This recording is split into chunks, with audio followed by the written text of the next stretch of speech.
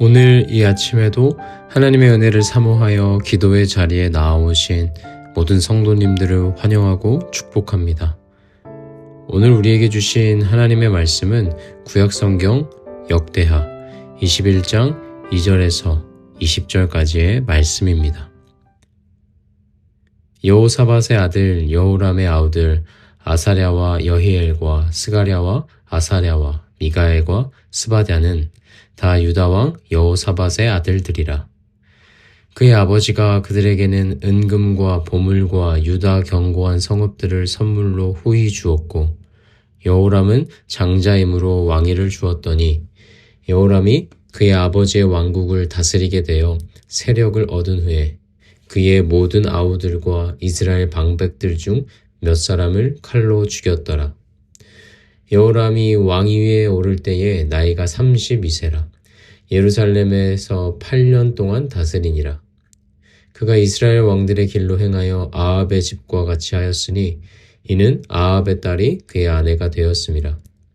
그가 여호와 보시기에 악을 행하였으나 여호와께서 다윗의 집을 멸하기를 즐겨하지 아니하셨음은 이전에 다윗과 더불어 언약을 세우시고 또 다윗과 그의 자손에게 항상 등불을 주겠다고 말씀하셨음이더라. 여호람 때에 에돔이 배반하여 유다의 지배하에서 벗어나 자기 위에 왕을 세우므로 여호람이 지휘관들과 모든 병거를 거느리고 출정하였더니 밤에 일어나서 자기를 애워싼 에돔 사람과 그 병거의 지휘관들을 쳤더라. 이와 같이 에돔이 배반하여 유다의 지배하에서 벗어났더니 오늘까지 그러하였으며 그때에 림나도 배반하여 여호람의 지배하에서 벗어났으니 이는 그가 그의 조상들의 하나님 여호와를 버렸음이더라. 여호람이 또 유다 여러 산에 산당을 세워 예루살렘 주민으로 음행하게 하고 또 유다를 미혹하게 하였으므로 선지자 엘리야가 여호람에게 글을 보내어 이르되 왕의 조상 다윗의 하나님 여호와께서 이같이 말씀하시기를 네가 네 아비 여호사밧의 길과 유다 왕 아사의 길로 행하지 아니하고 오직 이스라엘 왕들의 길로 행하여 유다와 예루살렘 주민들이 음행하게 하기를 아합의 집이 음행하듯 하며 또 내 아비 집에서 너보다 착한 아우들을 죽였으니 여호와가 내 백성과 내 자녀들과 내 아내들과 내 모든 재물을 큰 재앙으로 치시리라. 또 너는 창자의 중병이 들고 그 병이 날로 중하여 창자가 빠져나오리라 하셨다 하였더라. 여호와께서 블레셋 사람들과 구스에서 가까운 아라비아 사람들의 마음을 격동시키사 여호람을 치게 하셨으므로 그들이 올라와서 유다를 침략하여 왕궁의 모든 재물과 그의 아들들과 아내들을 탈취하였으므로 막내 아들 여호아하스 외에는 한 아들도 남지 아니하였더라. 이 모든 일 후에 여호와께서 여호람을 치사 능히 고치지 못할 병이 그 창자에 들게 하셨으므로 여러 날 후 2년 만에 그의 창자가 그 병으로 말미암아 빠져나오매 그가 그 심한 병으로 죽으니 백성이 그들의 조상들에게 분향하던 것 같이 그에게 분향하지 아니하였으며 여호람이 32세에 즉위하고 예루살렘에서 8년 동안 다스리다가 아끼는 자 없이 세상을 떠났으며 무리가 그를 다윗성에 장사하였으나 열왕의 묘실에는 두지 아니하였더라. 아멘. 중국 고전 후한서에서 나오는 열리지 이야기에 유명한 고사성어가 등장합니다. 바로 금묵자흑입니다. 이는 먹 가까이 하면 검어진다 라는 뜻으로 사람이 어떤 환경과 누구와 가까이 하는가에 따라 그 삶이 영향을 받게 됨을 말합니다. 검은 먹이 옆에 있으면 아무리 깨끗한 옷이라도 언젠가는 더러워지듯이 악한 사람과 악한 풍속을 가까이 하면 그 사람 또한 어둡고 악하게 변해간다라는 뜻입니다. 오늘 본문에 등장하는 유다왕 여호람은 바로 이 말의 실제적인 사례라고 할 수 있습니다. 그는 다윗의 자손으로서 하나님의 언약의 은혜 아래 있던 왕이었습니다. 그러나 그는 아합의 딸 아달랴를 아내로 맞이하고 북이스라엘의 악한 왕 아합의 길을 따라갔습니다. 그 결과 그는 하나님의 심판을 받아 비참한 최후를 맞이하게 됩니다. 오늘 본문은 우리에게 분명한 메시지를 전해주고 있습니다. 하나님은 약속에 신실하셔서 다윗의 언약을 결코 버리지 않으시지만 동시에 하나님 앞에 범죄하고 불순종하는 자들에게는 반드시 그에 합당한 심판을 내리십니다. 그리고 여호람의 실패는 단순히 개인의 잘못이 아니라 잘못된 관계와 세상의 가치관을 따르는 선택에서 비롯되었음을 보여줍니다. 그러므로 우리 역시 세상 속에 살아가되 세상의 가치관에 물들지 않고 하나님의 말씀과 하나님 나라의 가치관을 따라 살아야 한다는 교훈을 얻게 됩니다. 역대하 21장은 남유다 왕 여호사밧의 아들 여호람에 대한 기록입니다.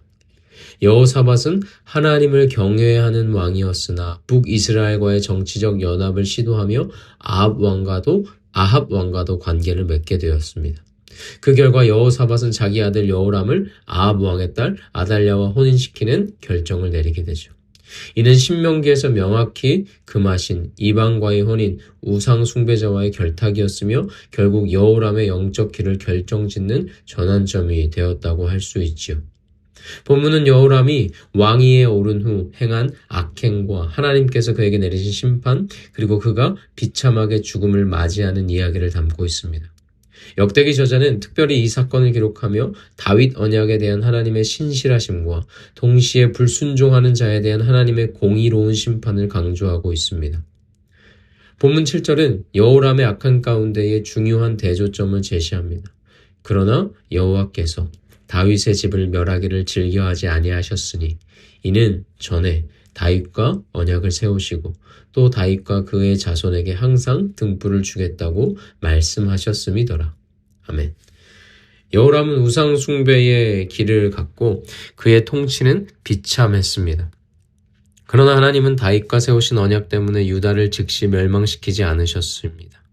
하나님은 신실하셔서 사람이 불순종한다 할지라도 언약을 폐기하지 않으십니다. 이것은 오늘 우리에게 주시는 위로이죠.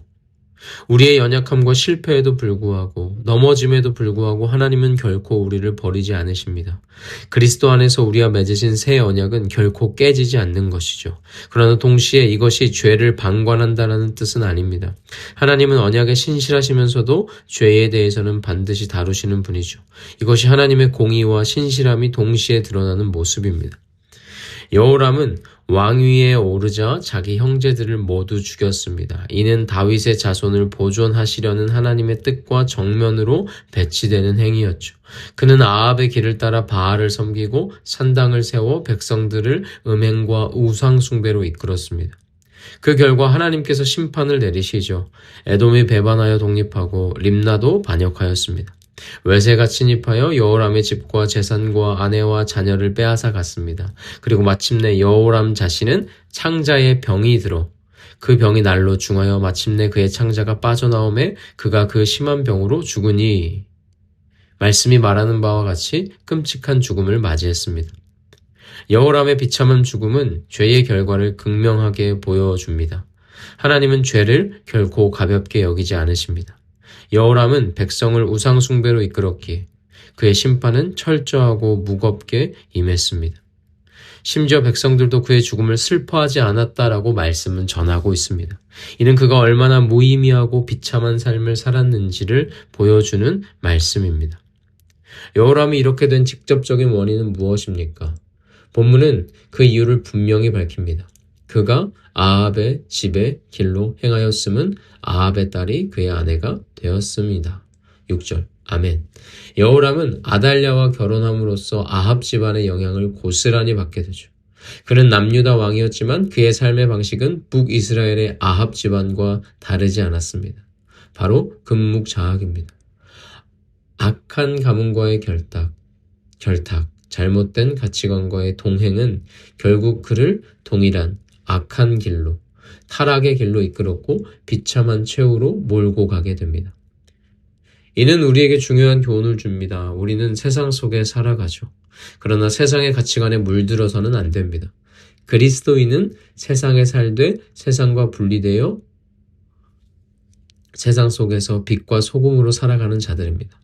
그러나 동시에 우리는 세상의 방법과 철학을 그대로 받아들여 따라가는 것이 아니라 하나님의 말씀과 하나님 나라의 가치관으로 세상을 분별하며 세상 속에서 살아가야 합니다. 오늘날 우리도 금묵좌우의 위험에 놓여 있다라고 할 수 있습니다. 세상의 성공, 물질 만능주의, 쾌락, 상대주의적 가치관은 너무나도 쉽게 우리를 물들게 하려고 합니다. 그러나 그리스도인은 주님의 십자가와 부활의 빛으로 세상을 해석하고 말씀으로 세상 가운데에 분별하며 살아가야 합니다. 그렇지 않으면 여호람처럼 신앙의 본질을 잃고 비참한 결과를 맞이하게 될 것입니다.